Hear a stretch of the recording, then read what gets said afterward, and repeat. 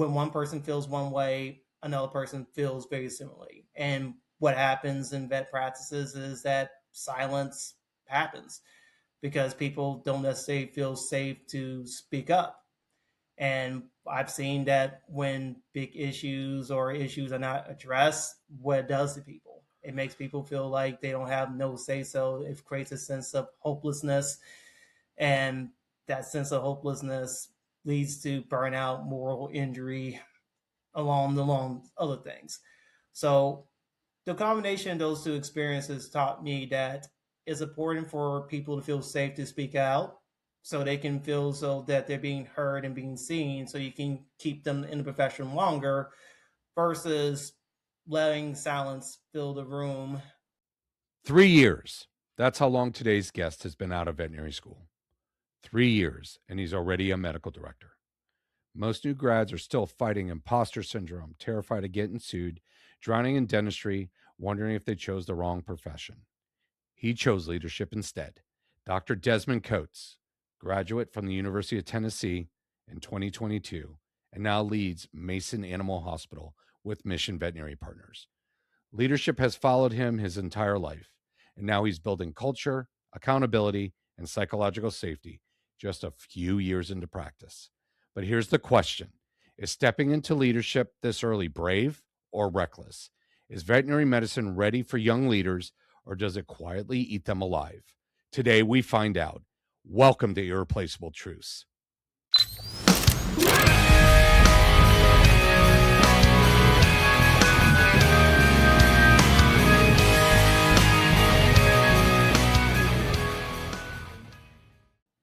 A lot of people say, I talk to a lot of medical directors.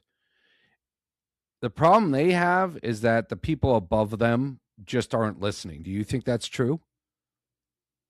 Yeah, there's a lot of element of truth to that. One of the most difficult things I say as being a leader and just in general, just getting alignment because everybody has their own viewpoints of the issues that they see, and only way really for people to be on the same page is for people to have the same viewpoint or have similar viewpoints, or to be able to effectively communicate to those both above you and below you, which in itself is a skill. Do you ever get to the point where you're just like, listen, I'm living this. I see it. I work it every day. You check in every now and then. You come by the hospital every now and then. And you feel that do you believe that's where the disconnect is? Well, what I think the disconnect from is kind of like what you said. Me being like the front lines, I see the day to day reality of what goes on in the practice. I see what are the things that's going to trigger stress in my team. And because I'm on the floor, I'm on the ground, I see and experience the effect of that set stress on everybody involved. Versus depending on where you are in the totem pole, you may only see numbers really, or you might see trends across all the hospitals of the area that you may be managing. Which the thing is that sometimes people believe in numbers, but sometimes numbers can be deceptive. You can have a practice that is very successful when it comes to what the revenue it produces, but the culture could be suffering because of production. Or you may have a practice that's not necessarily doing that necessarily well, but the factors that are not necessarily leading to it being well is not something that you can see on a spreadsheet. So, in your words, what's the difference between wanting authority and wanting responsibility? Wanting authority is wanting control. You want to be in control of the people, you want to be in control of the process, versus responsibility is being responsible for the outcomes. Because when it comes to responsibility, being willing to accept full responsibility means that you have to acknowledge when the outcome is positive and when it's negative. And if it's negative and you've seen effects in the team, being willing to change course to make it into a positive outcome. have you had any insecurities that have hit you hard the first few months that were going in? Because you're not just born a leader. Well, I think everyone can be a leader. There, they say there's born leaders. I think, but you're trained to become a leader. You Do you believe it was your high school experience, your undergrad experience, your vet school experience that prepared you for this? Or did you just be one of those lucky ones where you're like, I get it. I understand what this hospital needs? I would say the biggest ones is was a combination of both undergrad and vet school, being a veterinarian. Undergrad was because being in my fraternity and also being a resident assistant, it allowed for me to be able to get comfortable with talking with people, trying to understand different perspectives and trying to get a sense of where they're coming from. Because being in undergrad, you get the chance to really be around different types of people. And while being in veterinary medicine, by being in vet school or as a practicing veterinarian, I understand the need to self advocate for yourself. Because I can see that a lot of times when one person feels one way, another person feels very similarly. And what happens in vet practices is that silence happens because people don't necessarily feel safe to speak up.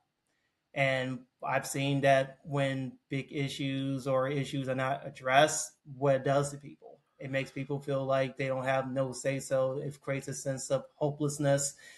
And that sense of hopelessness leads to burnout, moral injury, along other things. So the combination of those two experiences taught me that it's important for people to feel safe to speak out so they can feel so that they're being heard and being seen so you can keep them in the profession longer versus letting silence fill the room while getting to the root causes really. First off, I love the fact that you said burnout or moral injury. You separated the two. Thank you for that. That was great to hear. Great to hear. Have Hindsight's always 2020, right? Ha, can you look back in the time that you've been a medical director? Are there any situations you would have done differently? Let's see. Yeah, there are things I would have done differently. Probably taking more time to pause before I say the first thing that came out of my mouth. Really, um, Guilty, guilty. like I did that. I had to apologize shortly after.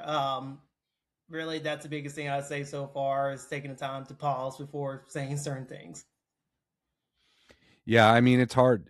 I mean, you have to control your emotions with the clients. You have to control your emotions with the staff. You got to control your emotions with the VPs and the regional directors and the C-suite. Do you believe that exhausts you more than the actual profession itself?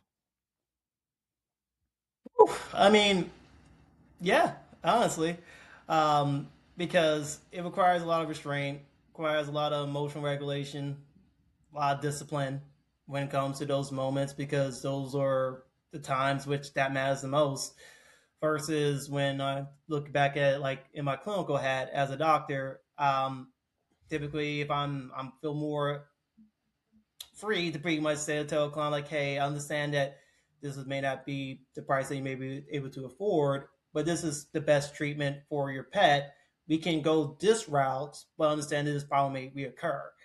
Um, it's a lot easier for me to be able to say like, hey, this is diagnosis, this is the reality, here are the consequences if we go this way or this way. More free is more freeing that way versus when you having to talk to other leaders about problems. You have to be more mindful of how the message is coming across because if it's even if you're right, it will come across brash. It just creates divisiveness really, and now you have to spend some time dropping the temperature of the room to really get back to focusing on the main problem. Any hints that you can give us to drop the temperature of the room? Ooh, what I tend to do is just look at people's body language, see how they're responding, and if I see that something lands wrong, I'd be like, I feel so that may have landed wrong. How are you feeling about that statement? Oh man. So you believe emotional intelligence is just as important as actual intelligence when it comes to becoming a leader.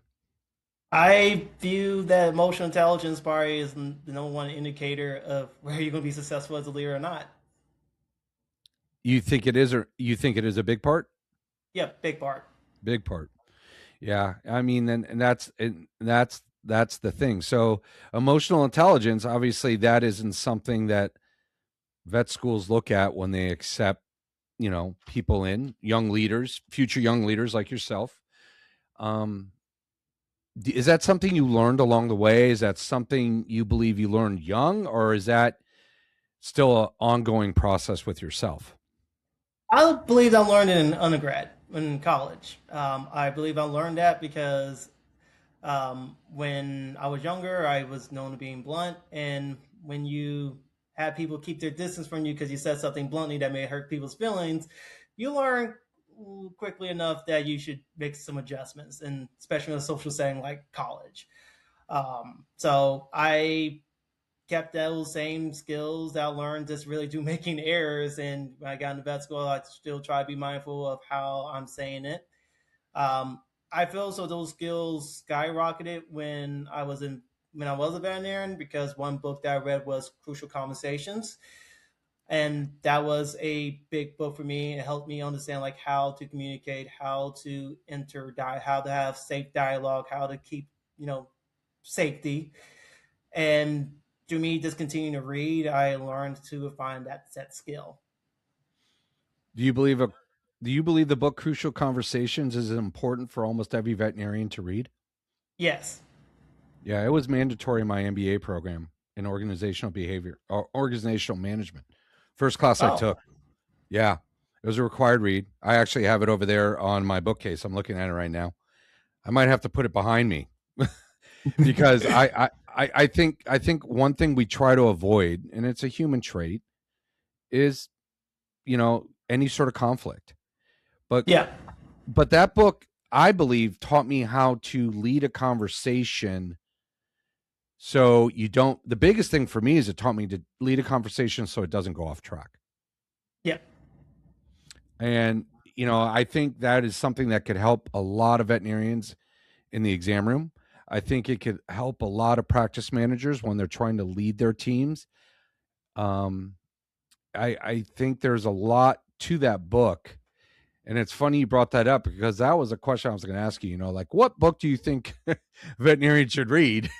And you already said it. And I'm so glad you said that book because I found that book really rewarding. I'm not a big reader. I'm going to be honest with everybody, but that book actually was pretty engaging because it makes you think about how the way it was written. It actually makes you look back at some of the things you've done in your past that you could have done differently.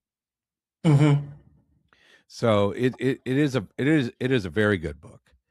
A lot of people out there also are blaming generational problems, right? Millennials, Gen Zers, Gen Xers, we're all working together now in this melting pot we call a veterinary profession. Do you have any issues leading older generations? No, not currently. I feel so like part of the biggest thing about leading across different generations of people is goes back to communication. One thing I've learned throughout my time just being a leader or just being a veterinarian is that people are different, and you have to know like how to translate your ideas in your head in a means for them to understand.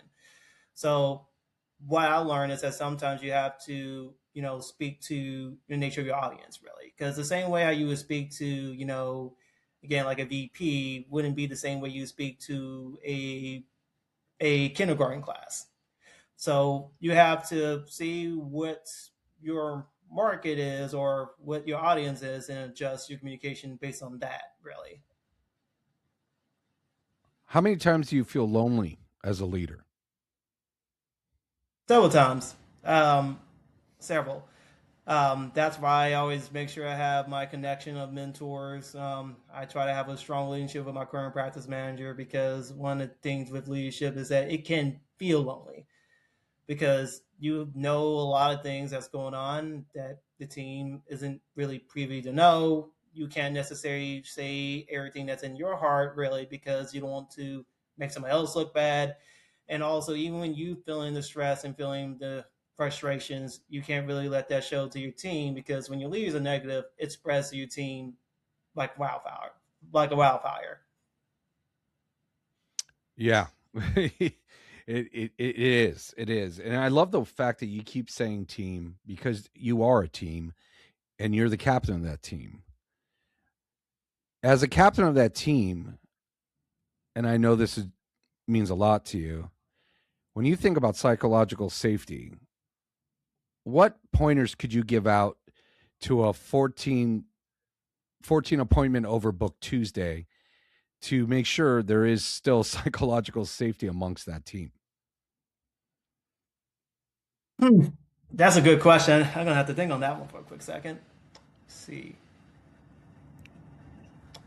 So I think for me, when I approach those days and when it's your book, I'll let the team know like, yeah, this today's going to be a lot.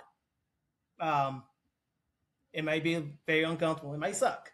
I feel so that saying the quiet thing out into the existence brings everybody else's stress levels down because if everybody understands like, okay, it's going to be a busy day, it's going to be one of those days, and they're allowed to really, get their little frustrations or little angst out, it helps them be more productive throughout the course of that day. So what I always prioritize when we are having busier days, emphasize communication. Let me know what you need at that time period. Let me know so we can formulate a game plan together. Because really, when it comes to psychological safety in those busy days, the team has to be fully feels that they can speak up or communicate to one another, so we can approach the day with the best mindset as possible. It's not going to be perfect. There's going to be times where we get behind, but as long as we can communicate, stay together, make sure that we check in with each other throughout this period, we can be okay at the other side. You keep saying communication on that part. Are there communication skills that you go over with the team, or do you call people out when they're not communicating well enough? I'm not in a mean way, like you Yeah, screaming at them across the room, but do you pull them aside and say, "Listen, I really need you to use your voice"? sure. So for me as a leader, I feel so like best way to establish communication is really have that culture of that communication. At my hospitals, I believe in huddle because that's a good forum where people can speak so we can game plan together that time period. And when I go into the day itself, if I feel as though somebody's quiet, I always start by asking, "Hey, is everything okay?"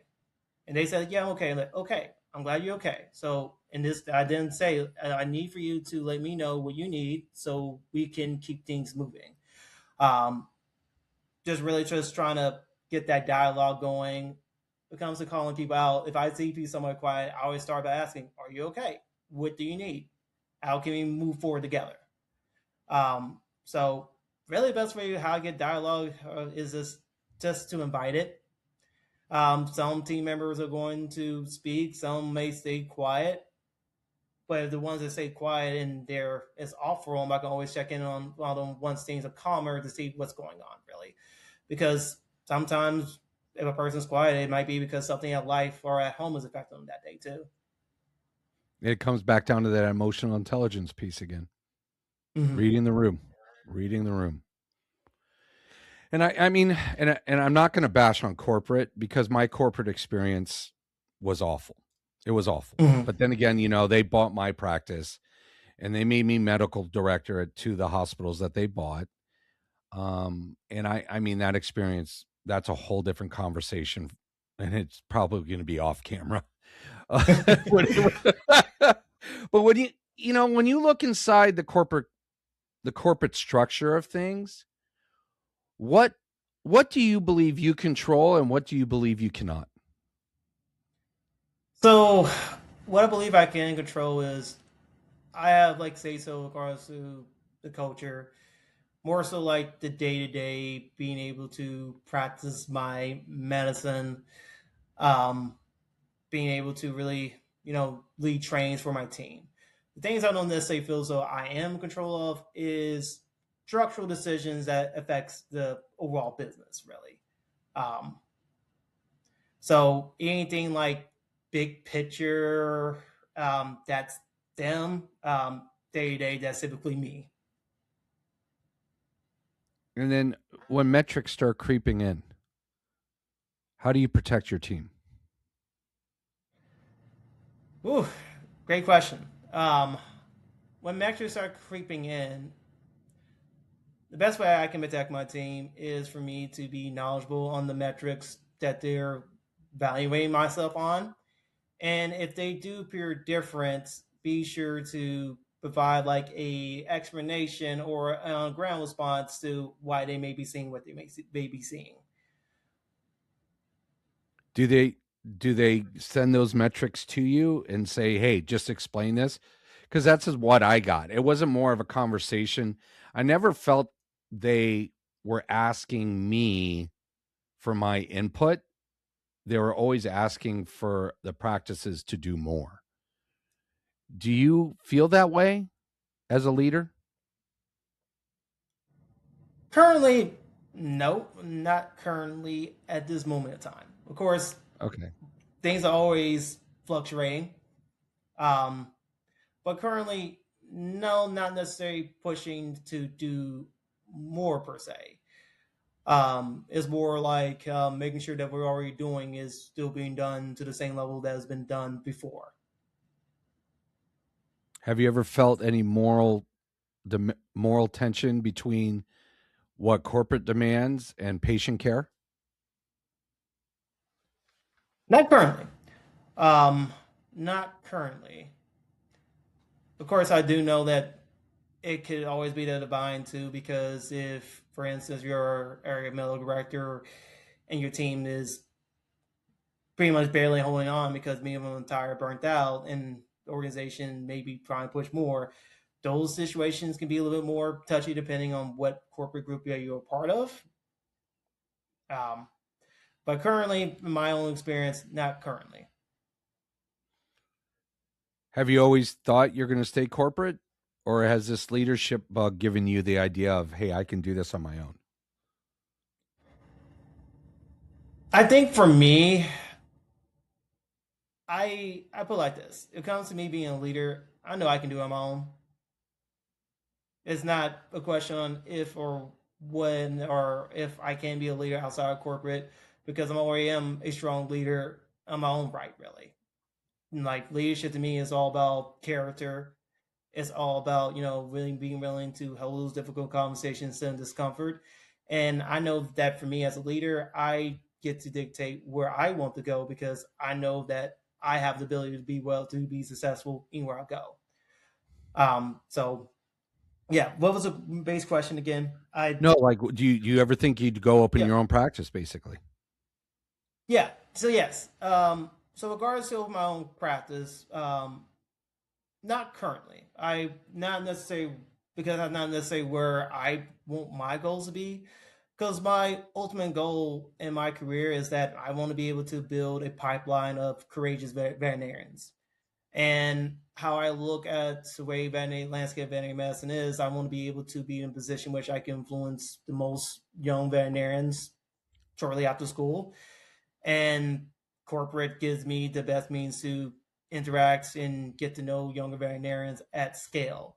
Versus if I were to run my own practice, I'm sure I would get the opportunity to mentor young veterinarians, but I won't be able to influence as many of them that I want to add towards at the end of my career. Yeah, I was blessed with that. I was blessed with mentoring young veterinarians. I got 20 veterinary assistants.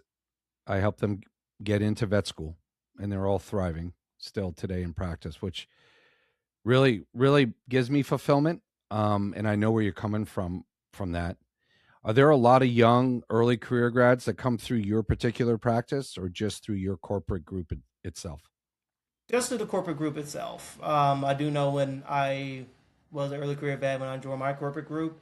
Um, I got the chance to sit in with 50, 60, 50 and 60 of them like an orientation. And the leadership team there got to talk to everybody, give the vision of the company, where they see where it's going. And through my first organization, they do a lot of outreach programs to mentor and give support to their early career veterinarians. So I view myself wanting to be in that type of seat, being able to give mentorship, give them tips and tricks on how they can be successful veterinarians and how they can have a long, fruitful career. Yeah, I hear you. That's the thing. We need more Desmonds out there now that really love and enjoy the profession and enjoy it from the shoes that you're standing in. Because I think when I look and talk to leaders, I think a lot of them are just as burned out as the ones who are not leaders. And if you have a burnt out leader, that I think it goes from the top down, right? It Yep. follows the path of least resistance when it when that happens. When you are having a bad day or you're just exhausted, are there any tricks you can give to these younger vets on just how to push through? I don't want to say push through because see that's where my generation got it wrong. We're just like, oh, just rub some dirt on it, keep going, and things have changed. Things have changed a lot, and veterinary medicine is very slow to evolve. What tricks would you give to younger veterinarians that are having issues with they just feel so overwhelmed? Well, one trick that I'd use is goes back in emotional intelligence is name the feeling. So when I'm having a day which I know is that I don't feel like myself, I'm feeling frustrated. First thing I tell myself, like Desmond, what feeling are you feeling? And I try to name it. If I'm feeling frustrated, I say, Desmond, you're feeling frustrated. And once I name that feeling, I think to myself, why are you feeling frustrated? Because if it's something related to at home, at that point, I'm like, okay, this is at home things that are getting to you. Be knowledgeable about how it's affecting you so you don't push out on others, but just focus on the things that give you joy, which is veterinary medicine. If it's something along the lines of I'm feeling frustrated and is at work, I'm thinking to myself like, why? What's the cause of this frustration? Is it how busy the day is, if or is it a certain person? If it's a certain person, I know is okay. Let me just go talk to this person so I can get this feeling resolved. If it's about the day itself, I then try to think to myself, okay, that's trying to use another book that I've read about being being a stoic, really, a philosopher's guide to a stronger mind, and say, all right, you're feeling a little bit tired. You got 13 appointments. Take things one appointment at a time. Get through this one appointment, and now after you're done with that one appointment, you got 12. And just keep up the same type of step by progression day in, day out, or not day in, day out, with each coming appointment. Once that's over, um, take things one thing at a time becomes a bigger thing. So, layman's answer is when I'm having a tough time at work, I just try to understand why I'm having this feeling, try to break down the why behind the feeling, and then just try to come up with a coping strategy at that point. Do you ever journal how you're feeling? I do. Does that help you? Do you believe? It does help. It does help. Because sometimes what helps me is to understand that, sometimes what you were feeling that day was just a feeling. And sometimes the feelings stay, sometimes they go. Um, if it's something along the lines that this feeling still stays with me for a few days after that certain event, that means for me, it's something that needs to be addressed. But if it's just something I just felt for that day, and the next day I feel back to my usual self, it was just something I just felt that day. Okay, so we're on the emotional intelligence kick. What's harder? Dealing with a angry client or dealing with a crashing animal? I say dealing with a crashing animal. Reason why I say crashing animal because that's for me life or death. When it comes to an angry client, it's uncomfortable. But it's about me asking those questions of that client, seeing why they're upset. If it's something I can fix, try to fix it. If it's something that I can't fix and that's just their emotion, I just acknowledge that I can't do anything with that emotion. They're going to have to deal with that themselves, and only I can do is my best. What is the one biggest thing that you have the hardest time dealing with? Is it anger, fear, disappointment? What, you said frustration before. Is that, would you say that's your biggest issue you have a problem dealing with, or is it a Hmm. combination? I say the biggest thing that I probably have the biggest problems dealing with as person as a leader is um is disappointment. Frustration is frustration. Usually it's, that's something I can usually try to talk something out. But disappointment means that my expectations of a person or a situation didn't meet what I didn't meet what I initially expected, for lack of better words. So it comes with disappointment. That's usually more along the lines of saying like, "Hey, what happened? I expected this, and then I got this. What's going on?" Because disappointment means that I had to adjust my own mental model potentially, depending on the circumstances of it. Some cases it can be recovered, in some cases it does change how you view some people. What is the biggest value that is most important to a leader? What value must they carry? Integrity. Yay! Oh, yes. Yes. Okay. Excellent. Oh my gosh. You are me. You are me. So far, everything you've said is me, and, integrity, being able to do the right thing, even when no one is watching, that is huge. Hmm. Yeah. I mean, if you want the team to truly believe in your mission and your vision, then you have to be a person of your word. It's that simple. And I feel as if, especially in my corporate group setting, there was a lot of finger pointing. Even though someone else said something, not higher than the medical director, they would blame everything back down to the medical director. Have you had stuff pushed back at you and you're just like, no, that it didn't go like that? I don't know who told you that story. Have you had that It has situation? happened. It has happened. But one thing with me is that I'm a firm advocate of documentation. Document, just like writing up a record. Exactly. I Right? document I document everything. So my thing is, if somebody says I did something that I know I didn't do, and I have documentation that says I didn't do it, I said per my email or per this document that didn't occur. Can you give me insights of why are going in this direction now? Yeah. Well, what I used to do is I used to send PDF empirical papers to the C-suite on psychological safety, on burnout, on all these different things. And HR finally had to call me and ask me to please stop. But I'm like, I'm just documenting all the problems we have.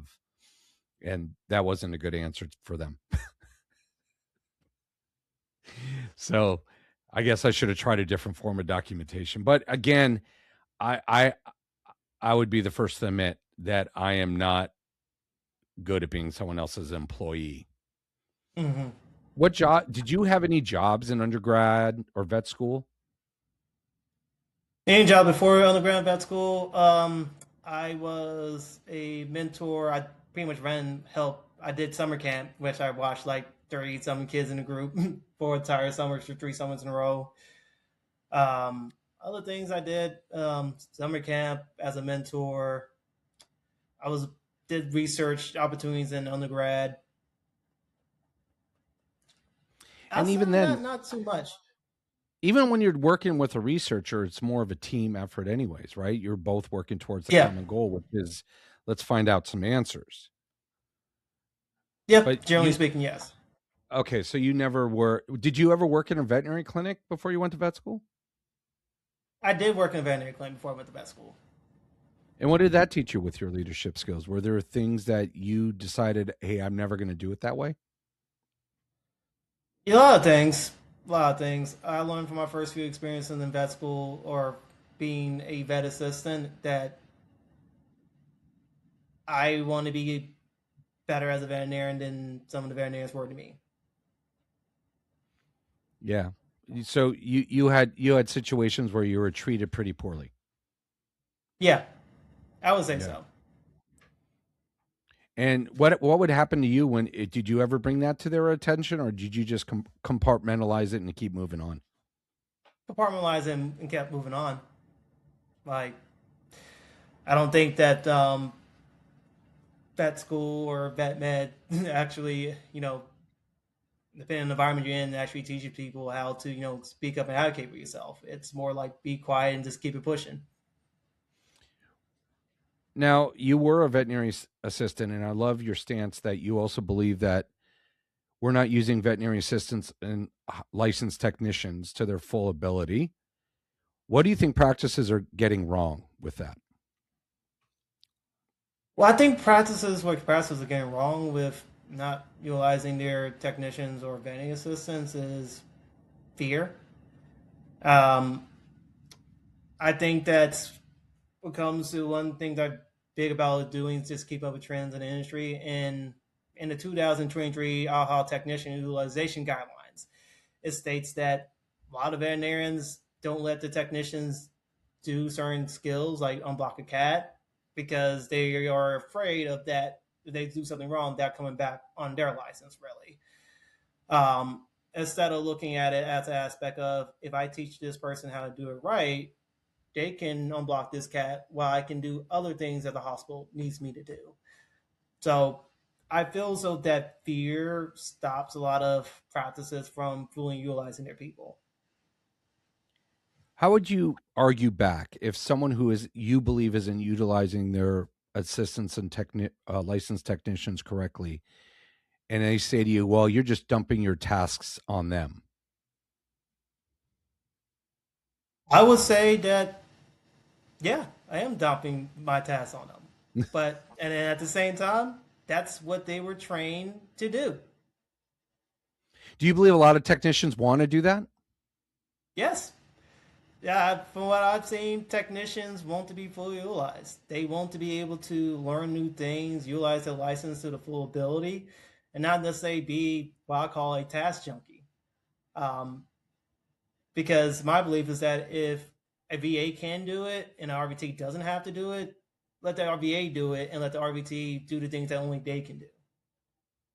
I agree, because doctors basically just do surgery, diagnose, and prescribe, right? Those are the Yep, three things. supposed Yeah, to. supposed to. But there are some states now where the RVTs can do abdominal surgery as well. What's your belief on that? That makes me nervous. Do That you know makes any me nervous. technicians? First off, do you know any technicians that truly would want to do that? No, not the one I met, but of course the states that I've been practicing at, they're not allowed to do so. So If you were to ask your technicians, hey, why don't you go remove that splenic tumor? they would say no. Go They spay would that definitely say dog. no. Hey, there's a 180-pound lab coming in today. You want to go spay that thing for me? No, Because that they truly would is say no. dumping a task. Yeah, yeah, that definitely is dumping a tax. I'm like, no. But of course, I'm not in those states. I know. Yeah, and it's a highly debated topic, and a lot of people are saying it's because of corporate funding that those bills got pushed through, because they can get people to do veterinary stuff at a lower price. Yeah, I don't, and the problem is also, though, your license as a veterinarian is still on the line. it is. Yeah, Woof. I definitely mean, is. it's bad enough you have like 400K in debt, but now I'm also going to have some RVT who graduated high school. And don't get me wrong, some of these RVTs are amazing, but they don't have the same training that we went through. That's true. You know, there are a lot of technicians out there that I believe are smarter than a lot of veterinarians. I I can and agree I with that. I've worked with them. I've been with them. I also, when technicians aren't being utilized enough, do you believe it's because the technicians also aren't speaking up for themselves? It could be a combination of things. It could be that, like you said, they're not speaking up for themselves, and that also has to do too, and also could be a combination of the culture of that practice. Because I imagine that if there's a culture of a practice that is all about technicians utilizing their skills and their license, they'll get utilized versus practices that are more hesitant about that won't do it. So I have had technicians tells me that their experiences, how much they can do varies by where they're currently at and who's currently leading. In a utopia, let's say all technicians were completely utilized to their greatest ability. What do you think would happen to vet med?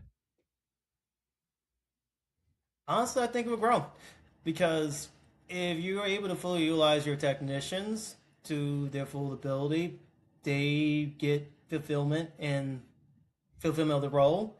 One, I think that if they're being fully utilized, I think we see less burnt out technicians because that's one of the primary drivers of why they're burning out so quickly is because they're not seeing the value in a degree that they spend time and money to get.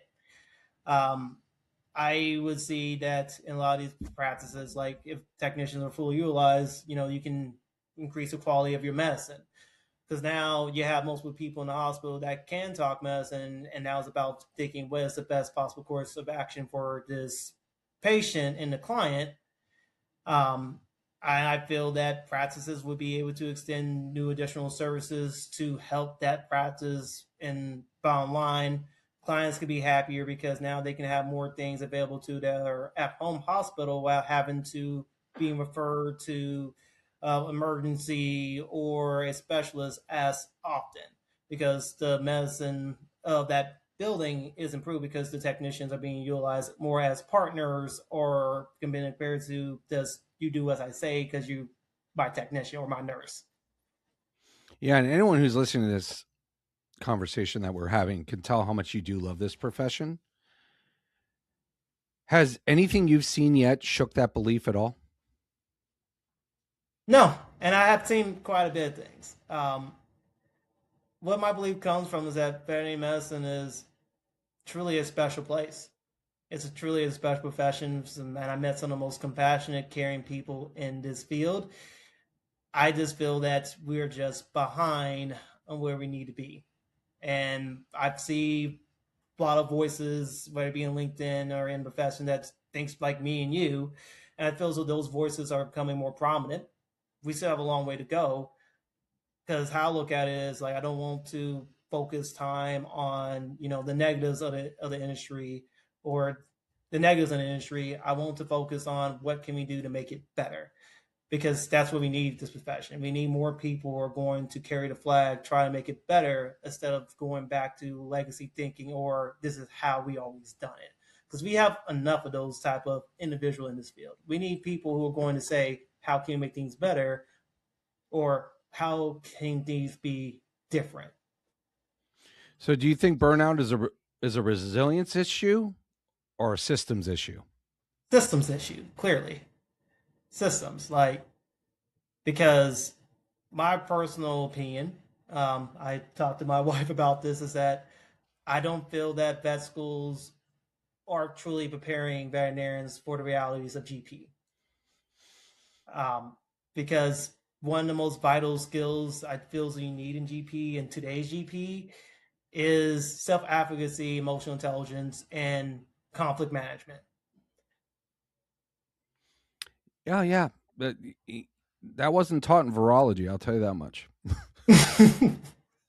And I pick up virology because I even had this conversation with the president of the American College of Veterinary Schools or whatever that association is.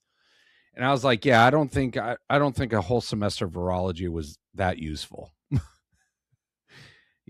Just tell me, distemper parvo, it's a virus. You use this to kill it if it gets in your cage.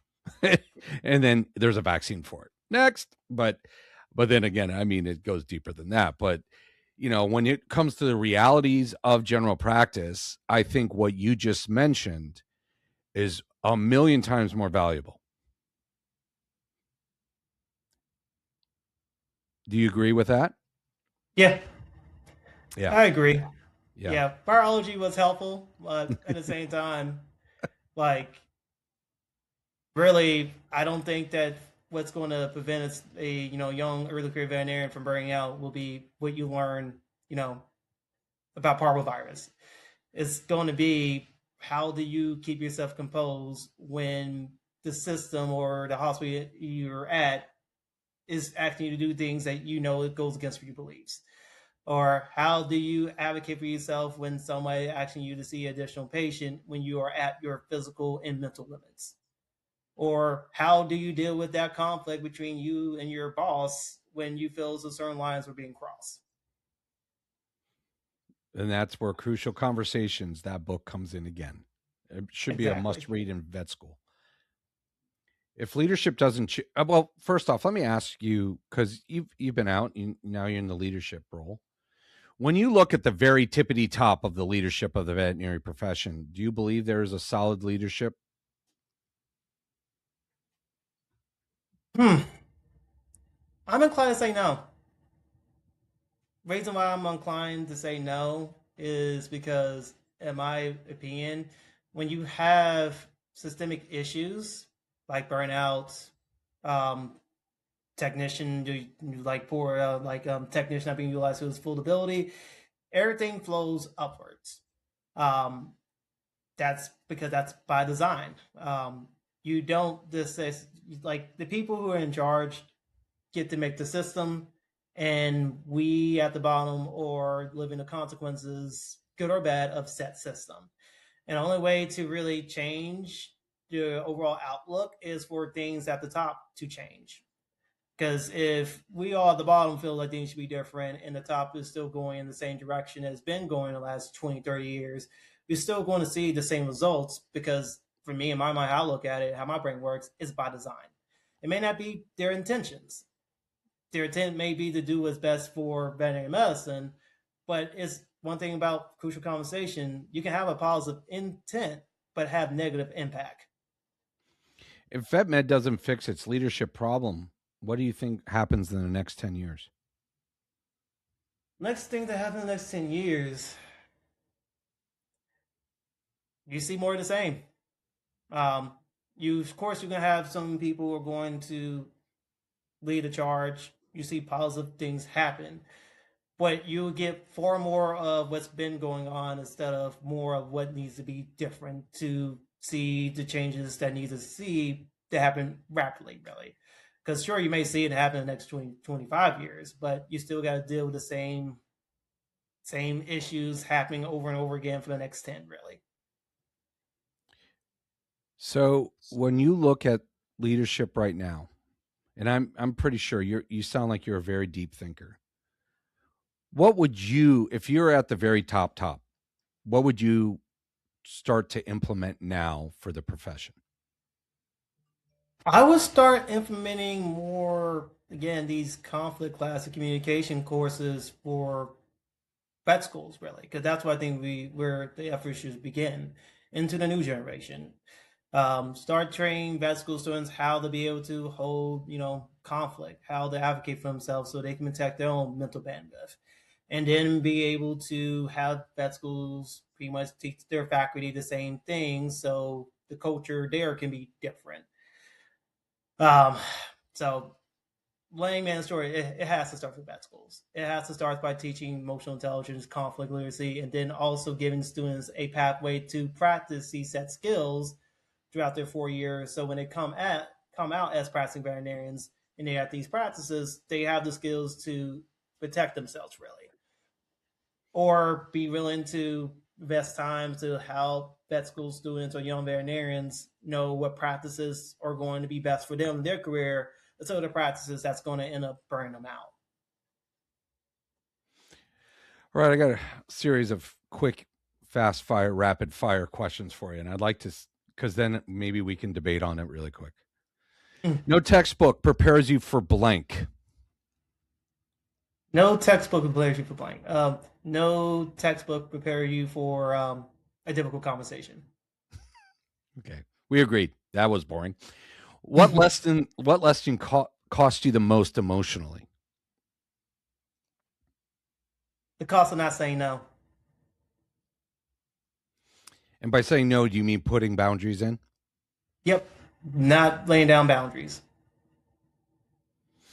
Yeah, that's mine always was no good deed goes unpunished, right? You would always try to do everything you can, and you do it because they say, "Oh, I only have $400," and you do everything you can for that $400, and the animal, for whatever reason, doesn't do well, or the client still isn't happy, and they just go rip you a new one on, online, social media, anywhere. Well, back in my day, it was just, word of mouth at first, and then the electronic word of mouth came in, and that, in my opinion, has changed the game a lot for this profession. Um, but we kind of agree on that. I should have said I wish I could help you, but I can't, because then they would have been pissed either way, Yeah, yeah, right? They would, exactly. yeah. Like What's I something? told, uh, Yeah, yeah. But what's something you wish someone told you before year one? I wish somebody would have told me to pay attention to when it comes to interviewing. Pay close attention to the vibes and energy of the place. If it feels off, it likely is off. Do you recommend a working interview for people who are interested in working in a practice? Yeah, I do recommend a working interview, and I'd be one to say for any veterinarian doing work interviews is don't spend all your time with the doctors. Talk to the staff. Yeah. Are there any specific questions you believe they should ask? I would say a question I probably ask the staff is ask them this: like, how is conflict usually handled here? Um, and somebody has a issue with leadership, how's that usually done? How do people usually go about that? Do people talk to leadership, or people just keep it to themselves? Or do they even feel safe talking to the leadership? Or even do they feel safe? Yeah. Yeah, That's that that's whole another one. psychological safety piece that comes back into play. Mm-hmm. What is something early career vets obsess over that won't matter long term?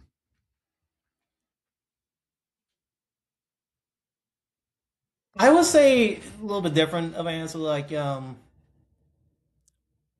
fear of them making a mistake. We all do it. It'll all happen Yeah, to all of us. exactly. We all happen to all of us. All right. And the funny thing for me, mine would be, because I had a veterinarian that texted me and was asking the whole concept of the signing bonus.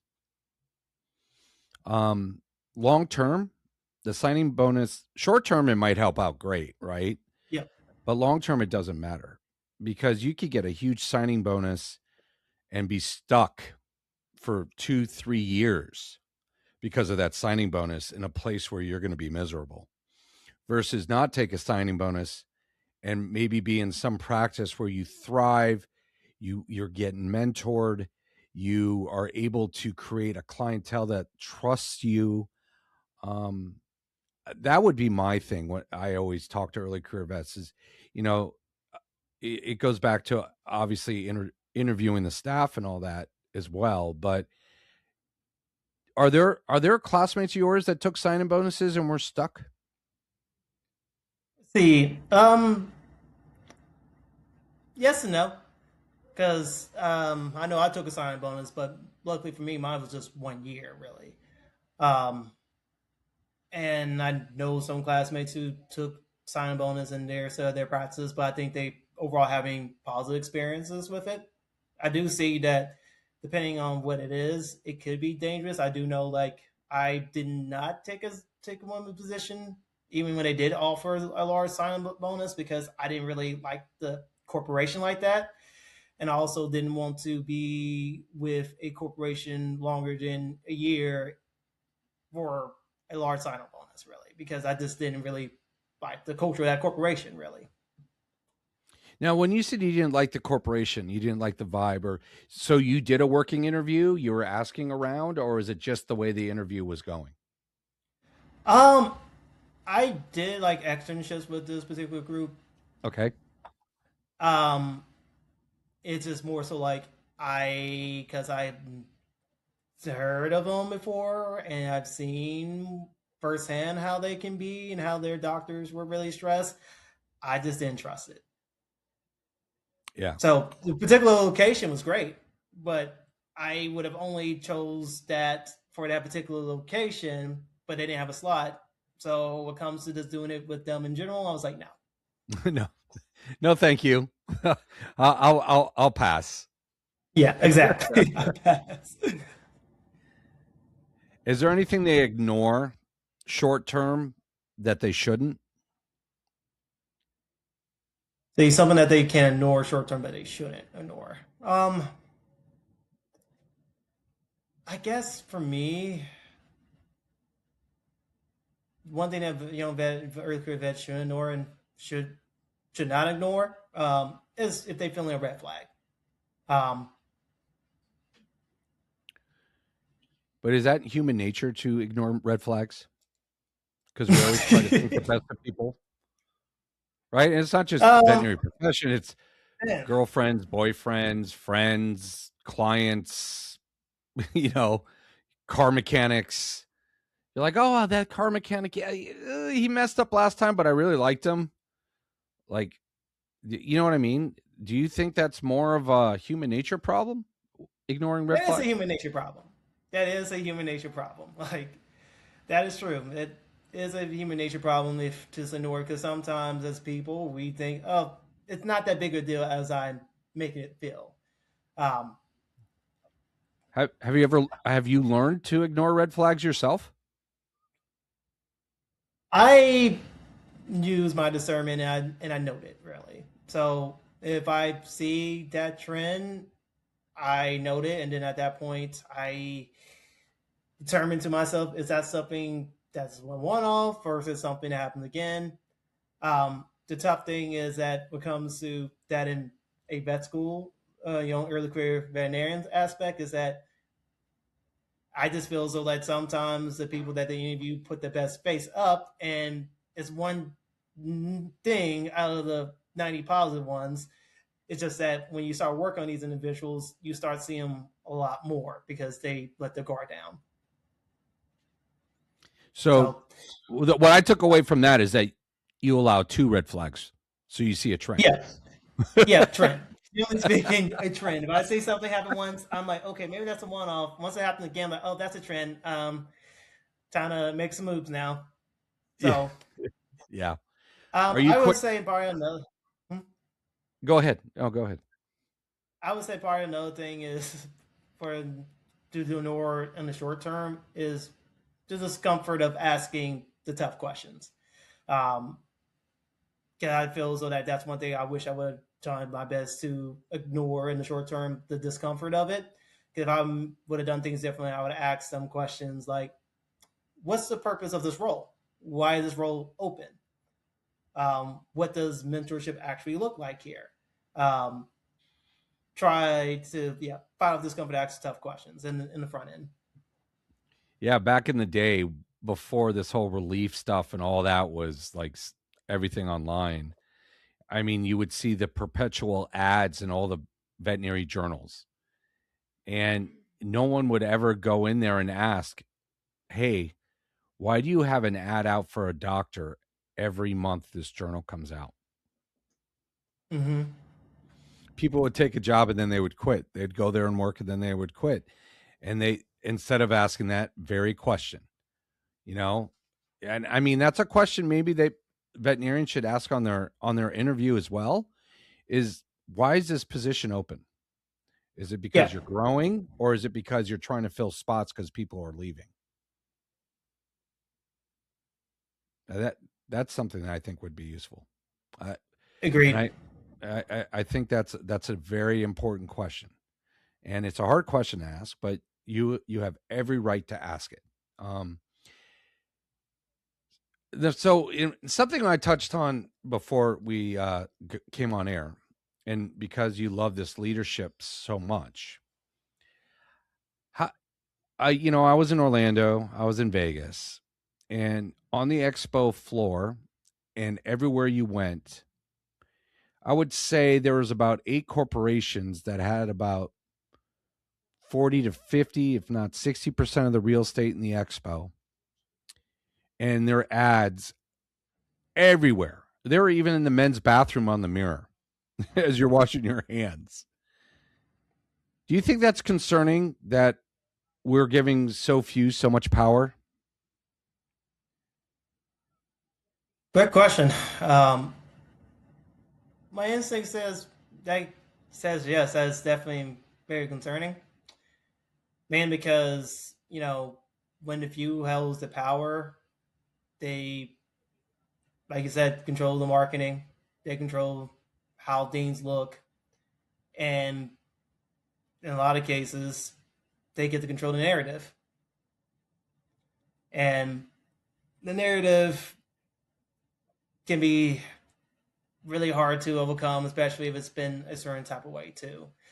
Um, so yeah, I definitely can see that being concerning, especially if in a major conference, only 8 of 8 organizations control majority of the space. Really,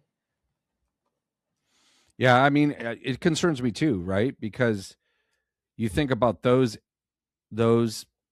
8, and then you look at who they partner with, because I do a lot of relief work, now, because I missed it. Um, but there's only certain medications that are on the shelves at some of these clinics.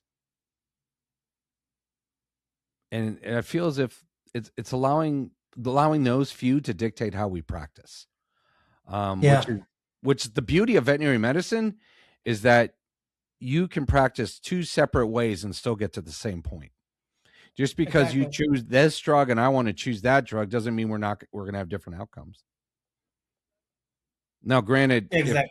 if the dog's really sick and you put it under anesthesia with certain medications which are totally contraindicated, and I don't, that's a whole different conversation as well. But that's what I'm trying to get at. It's just like I feel as if we're giving too much power to too few, and I believe that the leadership up top is turning their head and not saying anything.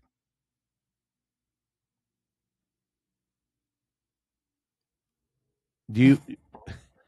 I mean, I mean that's what I see now because I'm from the outside looking in, and it just concerns me. It just concerns me that there's so much power to so few, and I agree with you 1,000% that we need more Desmonds, we need more Dr. G's, we need more Ready Vet Goes, we need more of us who really love this profession, but we're little people, right? We don't have the checking accounts that these huge corporations have. We don't have that type of backing. So, that's why I hated my MBA. It always said to follow the dollar. Always follow the dollar and you'll know who's making the decisions. Um is there any way we can get out of this, do you believe?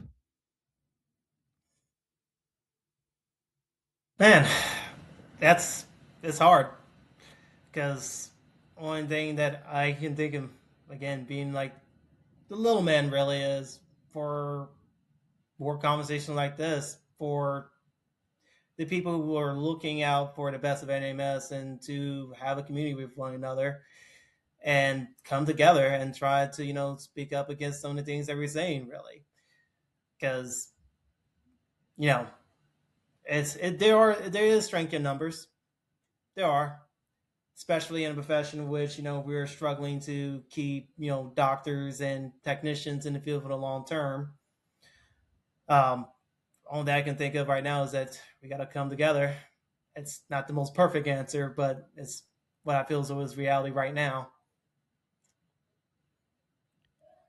If you had a third year vet student listening right now and they said, there's no way I can be a leader, what would you tell them? I would tell them that you are a leader. I would tell them that by virtue of you being a veterinarian, you are a leader. Where not you think yourself or not, whether you think so or not, I'll tell them that you will be a leader because you get to influence your teammates' day. If you're kind, you can help their day be good. If you're mean to them, you can help them have a bad day. You get to influence how your clients feel when they come to you for their help, and you get to dictate, what type of care that you provide to your patients. So I would say that being a doctor is leadership in itself. Just right now, you want to or not, people look to veterinarians and they see somebody who gives them a leaf, drop their fear of what's going on in the room, really. Yeah, you are definitely a leader of the community, even though you don't think you are. You're a leader of all your assistants, your technicians, your receptionists, your kennel. You are a leader, and it's just a matter of, are you going to run from it, or are you going to thrive? And I think everyone would be able to thrive in leadership, but it takes time, and you will make mistakes, and you will piss people off along the way. And you just got to realize when you do upset somebody that you're able to also go up and apologize. And, I think you've said some amazing things. Wisdom beyond your years, my friend. Wisdom beyond your years. And I find that very impressive. And I want to thank you for being on today. I want to thank you for speaking up. I want to thank you for believing in a profession that I just absolutely love so much, but I have concerns for, just like you do, just like you do. So, Desmond, thank you so much. If someone wants to get a hold of you, what's the best way for them to do it? Generally speaking, LinkedIn. So shoot me a message. I like to be able to connect with more of my followers and connect with your followers.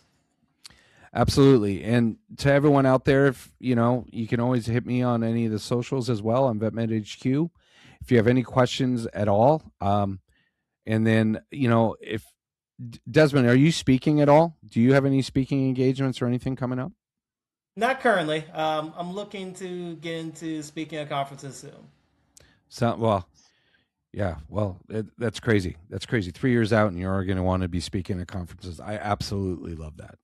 I love that. I believe that every early career professional should have that confidence, because you have been there, you have done it, you've all ground out and did everything to get through vet school, which is it's not a smooth road at all. It is not a smooth road. So, Desmond, thank you so much for being here today, and we'll catch you next time on Irreplaceable Truths. Thanks for having me.